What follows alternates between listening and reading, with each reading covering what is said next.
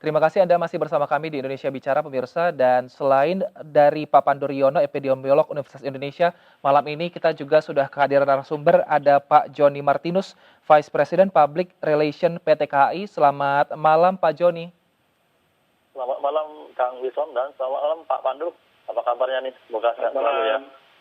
Malam baik Pak Joni, untuk aturan mudik tanggal 6 sampai 17 Mei. Apa yang dilakukan PT KAI? Apakah mengurangi jumlah kereta atau justru menambah untuk jaga-jaga ada warga yang ingin mudik dengan jumlah yang banyak? Ya, baik, terima kasih. Memang di masa periode tanggal 6 sampai tanggal 17 Mei ya, di mana di situ ada larangan mudik. Maka kami sesuai dengan apa yang diatur oleh Kementerian Perhubungan, bahwa kita diizinkan mengoperasikan kereta api itu dengan sangat terbatas, yaitu dari total 298 frekuensi perjalanan, kami menjalankan 19 kereta api saja, 19 nama kereta api, atau kalau kita frekuensikan itu 38 karena pulang pergi ya. Nah, jadi sekitar hanya 13% saja dari program yang kami atur sesungguhnya. Maka dari itu memang kereta api yang diberikan izin untuk dioperasikan ini memang diperuntukkan bagi masyarakat dengan kepentingan yang mendesak dan bukan untuk kepentingan mudik. Kereta api itu 5 diantaranya kereta api kelas komersial dan 14 adalah kereta api kelas ekonomi. Seperti itu. Nah, tapi nanti kalau ada permintaan lagi dari calon pemudik, apakah akan dibuka keberangkatan baru, Pak Joni?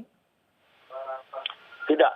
Jadi hanya itu saja yang kita operasikan sesuai dengan yang diberikan izin oleh Kementerian Perhubungan ya, hanya 19 kereta api itu saja.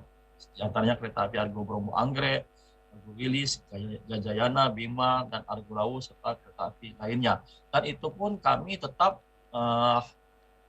menjual tempat duduk atau tiket hanya 70% dari kapasitas yang tersedia. Baik, saya ke Pak Pandu. Pak Pandu, sudah ada aturan memang karena memang PT KAI masih berada di bawah naungan pemerintah. Aturan sudah jelas dilakukan, tapi jika nanti dilakukan seperti ini, apakah memang ini bisa menahan laju para pemudik? Apalagi tadi dengan tidak akan menambah lagi armada untuk menampung jika banyak permintaan orang yang masih mudik. Iya, kan kalau dibatasi melewati yang melalui transportasi publik seperti kereta api lebih mudah.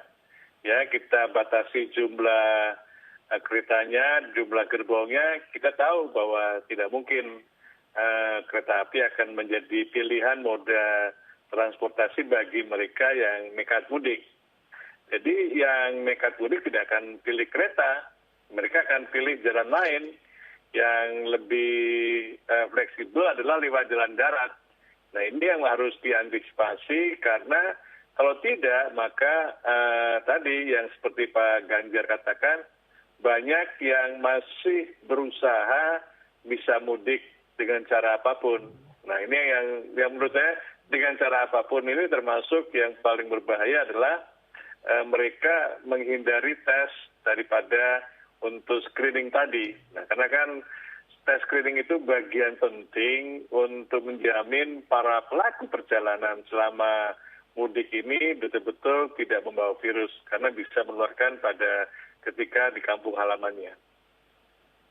Baik. Nah, jadi yang perlu diwaspadai adalah yang menggunakan seperti tadi bus-bus dan juga travel-travel ini. Nah, lalu bagaimana nantinya sistem tracing-nya dan juga sistem pembatasannya jika ternyata masih ada saja pemudik yang lolos, Pak Pandu, dari pengawasan petugas? Ya, kalau kalau sudah sampai di kampung halamannya kan yang menjadi masalah adalah tanggung jawabnya pemerintah daerah setempat, ya, atau desa setempat. Jadi mereka bisa melaporkanlah, tahu ada tamu atau orang yang mudik ke kampung halamannya dan diperiksa atau dicatat sehingga ada kerjasama dengan puskesmas atau dinas kesehatan setempat untuk menjamin bahwa mereka yang sudah telanjur sampai di kampung halaman itu tidak menimbulkan masalah baru karena mereka bergejala atau membawa virus yang menurut saya itu yang jauh lebih penting. Kenapa? Karena kan nanti kalau ada yang positif saja, nah itu kita ketahuan dari moda transportasi mana, dan itu bisa ditelusuri supaya tidak banyak yang atau bisa di tracing dan sehingga bisa dilakukan isolasi supaya tidak menularkan lagi pada yang lain. Ini yang paling penting adalah sekarang kalau sudah terlanjur di lapangan atau di kampung halaman adalah testing di tempat kampung halaman dan juga tracingnya. Karena kalau tidak maka akan terus terjadi penularan yang kita tidak bisa hindari lagi. Baik, saya ke Pak Joni lagi, Pak Joni. Tapi kalau untuk puncak pramudik, bisa dikatakan seperti itu, apakah sudah terjadi di jalur kereta, Pak?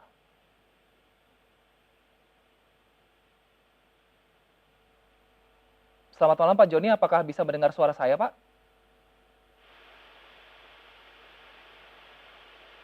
Baik pemirsa, sepertinya sambungan kami terputus dengan Pak Joni untuk sambungan telepon. Saya ke Pak Pandu dulu membahas. Pak Pandu, tadi sempat kita juga membahas mengenai mudik lokal.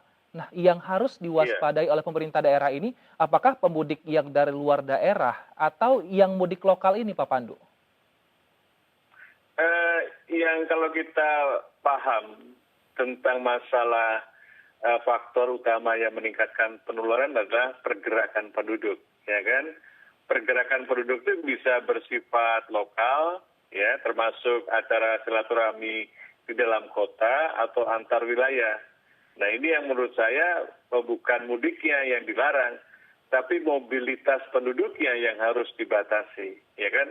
Kalau kita terlalu fokus pada masalah mudik, kita seringkali abai bahwa sebenarnya nanti di menjelang atau pada saat Hari Raya Idul Fitri atau sesudah Hari Raya Idul Fitri, itu akan banyak sekali mobilitas penduduk yang juga bisa mampu meningkatkan interaksi antar manusia yang kemudian masyarakat tidak mematuhi protokol 3M tadi dan menularkan pada banyak orang. Nah, terjadilah misalnya ke tempat wisata atau acara keluarga atau acara silaturahmi yang lain. Karena problemnya adalah di Hari Raya Idul Fitri ini kebanyakan orang melakukan silaturahmi. Ini yang menurut saya perlu diingatkan kembali kepada masyarakat supaya menghindari kerumunan yang tidak terlalu besar dan juga menjaga protokol kesehatan.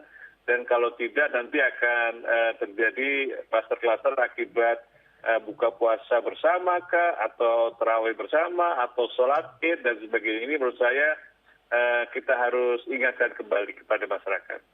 Baik, saya ke Pak Joni. Pak Joni, kalau untuk masyarakat yang mudik lebih awal, apakah ini sudah mencapai puncaknya, Pak? Mengingat hari ini hari terakhir sebelum penerapan larangan mudik.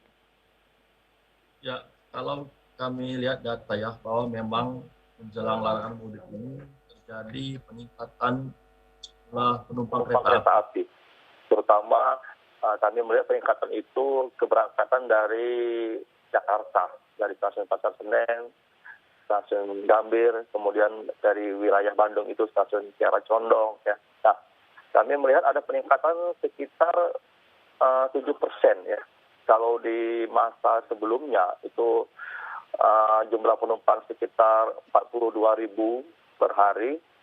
Saat ini rata-rata mulai dari menjelang tanggal 5 itu sudah mencapai 45.000 penumpang per hari yang berangkat dari seluruh keberangkatan stasiun-stasiun yang kita operasikan. Nah, memang puncaknya kami tadi pantau ke stasiun-stasiun yang ramai, ya, itu terjadi pada hari ini puncaknya.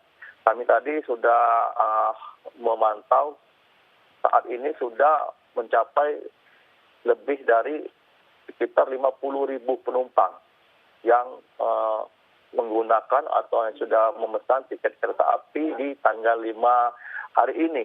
Karena ini hari puncak sebelum adanya larangan mudik. Kemudian kami pantau juga, kami ingin membandingkan bagaimana di tanggal 6 ya, di tanggal 6 dan tanggal seterusnya yang menjadi larangan mudik, memang terjadi penurunan yang signifikan, sangat turun sekali. Baik. Sampai dengan hari ini pun baru 3% yang terisi untuk tanggal 6 esok itu. Baru 3% yang terisi, artinya untuk tanggal 6 sampai dengan tanggal 13 nanti masih ada tiket untuk para pemudik ya Pak? Ya, betul. Jadi kita menyediakan tiket sesuai dengan ketentuan yang diatur oleh Kemenhub ya. Bahwa kita menyediakan tiket di masa tanggal 6 sampai tanggal 17 Mei tersebut. Tentu tiket yang kita sediakan ini adalah tiket bagi masyarakat yang keperluan mendesak dan bukan untuk mudik. Dan itu pun memang saat ini masih sangat rendah. Baru pencapaiannya dari 16.000 per hari yang kami sediakan sesuai dengan kuota tersebut itu baru 3% dari itu yang dipesan oleh masyarakat yang dikecualikan tersebut. Baik, terima kasih Pak Joni Martinus, Vice President Public Relation PT KAI, dan juga Pak Pandu Riono, epidemiolog Universitas Indonesia, telah bergabung bersama kami di Indonesia Bicara. Dan pemirsa, perbincangan dan dialog kita masih akan lanjutkan di segmen berikutnya, tetap bersama kami.